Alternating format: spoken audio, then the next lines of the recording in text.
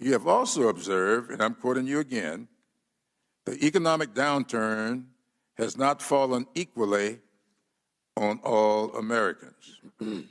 We have observed that in our own communities, and I know the Fed has extensive data that are backing it up and is looking closely at steps that can be taken to address economic disparities. Now, my question is, why do you believe that economic equity is important for the strength of our economy as a whole and necessary to successfully fulfill the Fed's core mandate of price stability and maximum employment? Thank you, Mr. Chairman. So disparities in economic outcomes along various lines have been a persistent and growing feature of our economy for several decades. We can contribute to addressing those through our tools. It does, of course, take a much broader set of policies from the legislature to really make significant progress on this. So what we can do really is to focus principally on the employment mandate and to assure that we achieve maximum employment, which we now define as a broad and inclusive goal, meaning we will not just look at the headline numbers for unemployment, we'll look at all kinds of measures of unemployment, including unemployment and employment for various groups, ethnic groups, gender groups, and things like that. We'll look at it as a broad and inclusive goal. We will also, under our new framework, respond to shortfalls only in full employment. We will not raise interest rates preemptively because we think employment is too high, because we fear the possible onset of inflation. Instead, we will wait for actual evidence of actual inflation or other imbalances. So that's the most important thing that we can do.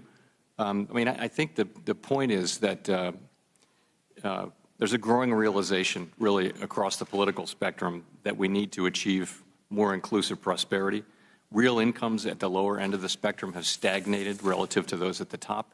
Mobility across income spectrums has declined in the United States and now lags that of most other advanced economies.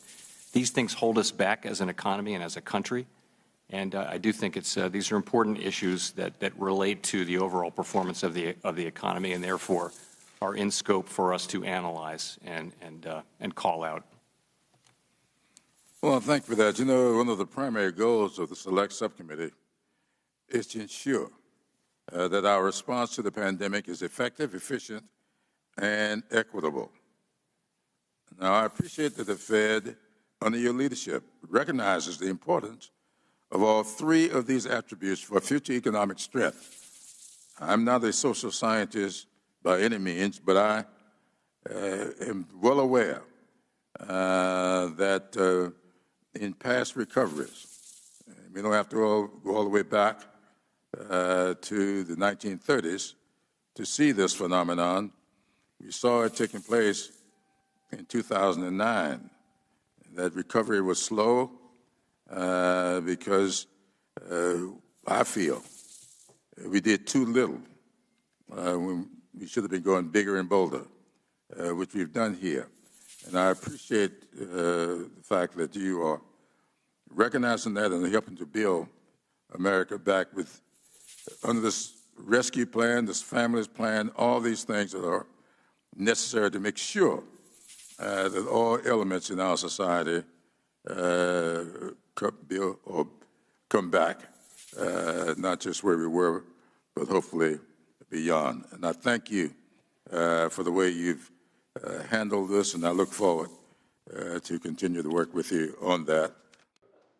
Shepard Smith here. Thanks for watching CNBC on YouTube.